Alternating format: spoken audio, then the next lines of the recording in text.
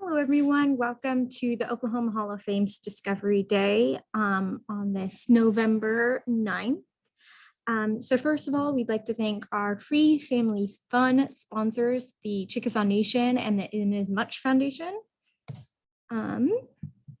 So as you might know, the Oklahoma Hall of Fame's mission is telling Oklahoma's story through its people. And today we are featuring Linda Twine as our Oklahoma Hall of Fame member.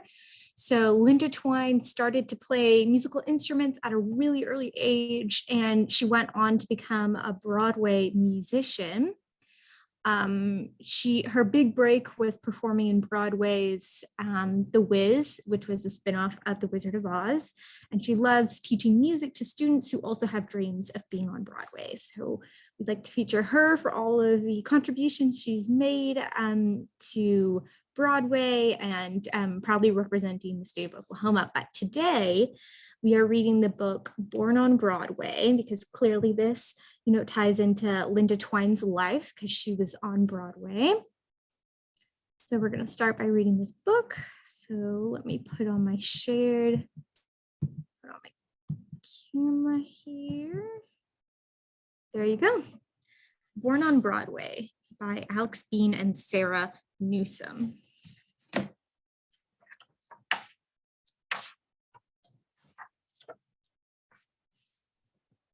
The cold winds of a winter's day swooshed against Annie's red dress. It was another night in front of Broadway's lights, and she tailored her outfit to impress.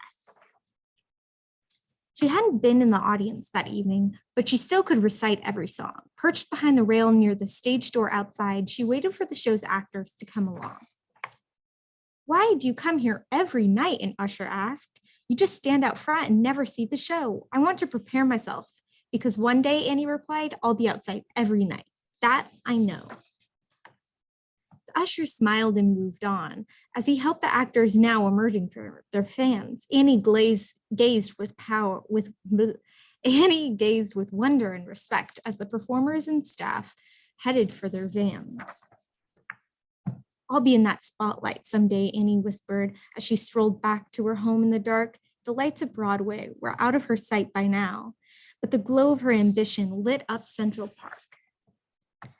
"Why did you go without your brother?" her mother, Rose, yelled when she arrived at their uptown home very late. "Oh, Mom, lay off her," her brother, Evan, quickly responded. "She goes every night, and besides, I had a date." "I don't get why you keep doing it every night," her impatient mother said as she paced. "Getting a gig on Broadway is nearly impossible, and for you to keep fantasizing about it is a waste." Annie escaped to her room in the back, a place she referred to as the Phantom's Lair. Like the opera ghost's place of love and song, she would revel in her grand visions alone there. She fell asleep with the show's program in hand, her mother's words provoking a wicked cry. Her expectations are nothing like gravity, she thought. They are both things I can defy. A new energy flowed through Annie the next day, an excitement that lingered for years to come. In classes and jobs, she met many others with her dream, but the hard work to achieve it was only carried out by some. One night, she arrived at an audition for a chorus part in a show that had a director she admired. She knew the show's script like the back of her hand, but she was still nervous that she wouldn't be hired. Walking in, the director took notice of her attire, a lion-shaped bag and a newsboy-inspired hat. "You must be quite a fan of theater," he giggled. "I can certainly appreciate that." Annie found herself trying not to blush. "Thanks," was all she was able to muster. She hoped he'd appreciate more than her outfit and that her performing skills hadn't lost their luster. She made her way on stage, expecting to just stand, but was surprised when she was asked to sing. "I'm guessing you know the words already," the director smiled as he replaced the script with a teacher's bell to ring. A few hours later, after she'd sung many times, the director rose from his seat. "I think we found who we've been looking for," he applauded. "Our audience are in for a big treat." Annie, all smiles, called home an hour later. Her mom said, "Working late hours again tonight?" "Yes," Annie responded with a gleam in her eye. "And tomorrow my name will be shining there in the light." As she hung up the phone, her mother stood puzzled. Little did she know that she was what was coming her way. The next morning, she awoke to an invitation from Annie's director, saying her daughter would that night be on Broadway. That evening, Annie peered from behind the curtain, seeing her family there eagerly awaiting for her debut. They were stunned this moment had finally arrived, but the fire inside of her to succeed, Annie always knew. She knew she was born to be on Broadway. And as her cue hit and she walked into the light, Annie knew anyone could be in her shoes if she worked hard to make her dreams take flight. And that is the story. That is Born on Broadway. So after that, we are going to be switching over to our craft, which kind of like the Wizard of Oz. We are going to do a scarecrow. So in the end, it'll look something like this. So you'll want to pick out your craft kit that has the 11-9 on the top, like that. So just to go over the supplies you need, you should have some yellow and brown tissue paper. You'll need a glue stick, a brown and black crayon, and then you'll need, this should be in your folder as well, obviously, an orange triangle, 2 circles for the eyes, a brown piece of construction paper and a yellow piece of construction paper, and then a big paper plate, the bigger size. So I'm going to start by doing, I'm going to take the yellow piece of construction paper. Oh, we're also going to need scissors. I should have mentioned that. So I'm going to grab a pair of scissors from here. So I'm just going to start by drawing my hand on the yellow sheet of paper like that. This is going to be the hair for the scarecrow. There we go. Got that. And then I'm just going to cut this out. You might want to be careful cutting this out. Get an adult to help you.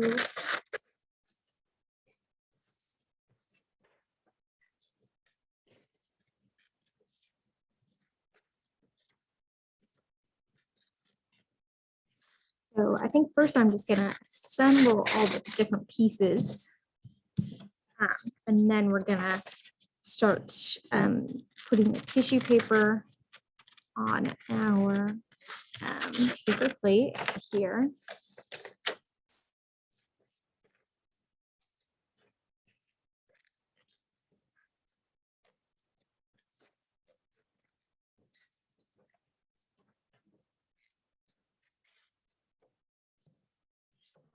Those are done. So that's going to kind of go on the hair like this. Next, we are going to make our hat. So our hat kind of looks like, you know, a witch's hat almost. So it's just going to, I might just draw it on our half sheet of construction paper here. Let's see, should we do it this way? Yeah, let's do it the long way because otherwise this is too short. So we're going to do it this way and kind of make a hat shape. So go from here.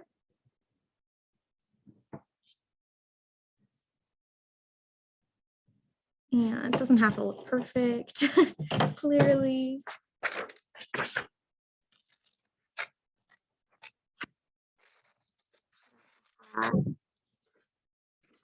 With the wide brim on it.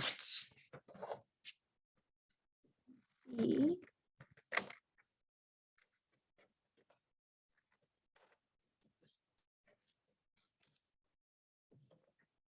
Make that any more even. Trim this a little bit. And then if you see on the picture here, that has a little ribbon on there, and we're just going to draw a line. So I'm just going to color in with my black crayon a little ribbon on the hat. You don't have to do this part, or you could, decorate the hat with any other kind of supplies that you have at home. Clean up a little bit, clean up my workspace. Now I have the hair that will kind of go underneath here, underneath the hat. And then I've got 2 eyes. So to finish these eyes, I'm just going to draw the pupils with a yellow, with a black crayon here. And go. Those are the eyes then. It's going to have very open eyes, right? And then this is going to be the nose. And then I might use my leftover construction paper to do a little smile. For the Scarecrow here. I just want to measure it according to how big you made the rest of your face. That looks like it will work. So we've got the face and all the pieces done. So next, what we're doing is we're just gonna put some construction paper. Ooh, can't talk today. We are going to use the tissue paper here, the yellow and brown tissue paper, to make the face before we put on the face. That makes sense. Okay, let's glue stick open.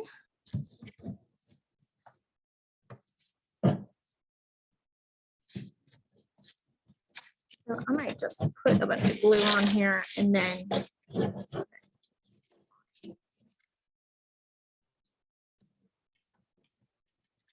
paper. So there's really no right or wrong way to put on the tissue paper here. Just however you want to do it.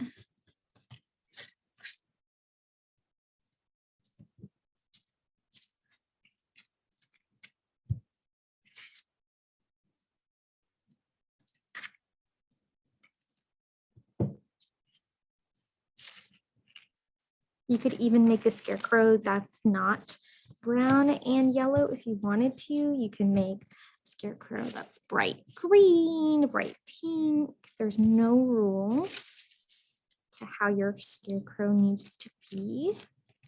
Feel free to use your artistic vision.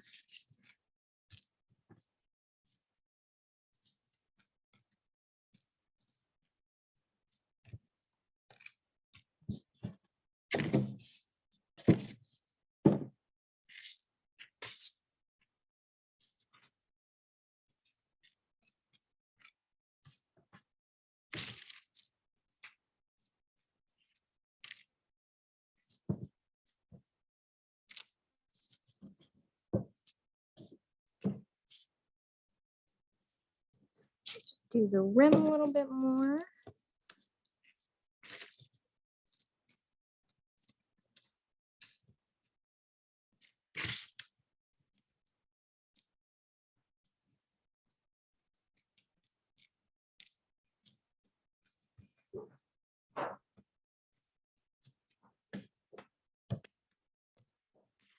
As much or as little tissue paper on here as you want. Again, totally up to you.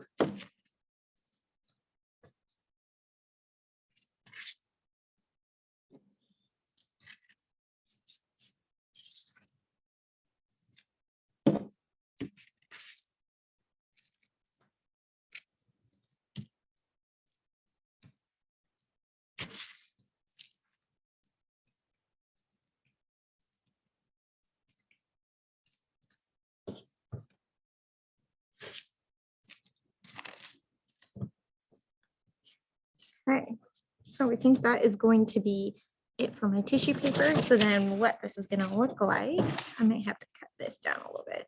But this is gonna go here as the hair, and the hat's gonna go on top. We have our two eyes. It makes more sense to go under the hair there. We'll have a smile and a little nose. And that's what our scarecrow is gonna look like. So let me just glue these things down. I'm gonna cut down my hair here so that it fits a little bit better.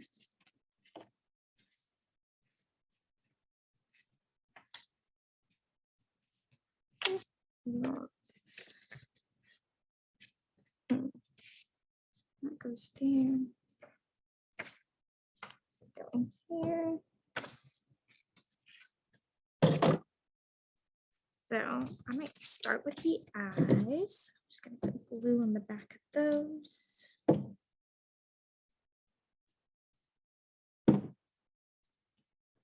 There's one, there's two. Okay, glue down the nose. Just our little orange triangle. Put down our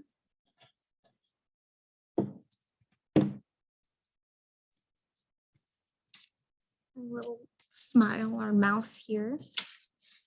And then we're putting on our hair. This might be the hardest thing to glue down. It might kind of not stay very well just because we're gluing it on a ridge here. Put this down a little bit. Other side.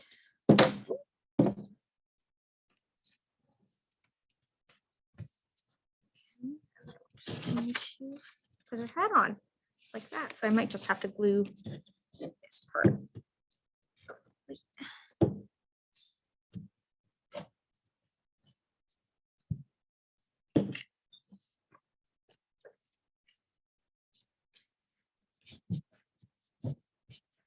Hold that down for a little bit. If you have a book, you could put a book on this to help it stay. But clean up my area a little bit, and I'll show you final reveal. So this is my scarecrow. So we've got a hat, we've got some hair here, got decorated tissue paper for the face, and we've got a big smile as well. So I wanted to thank you for spending your day with us and reading this book and doing this craft. Yeah, thanks for supporting the Oklahoma Hall of Fame. Have a good day.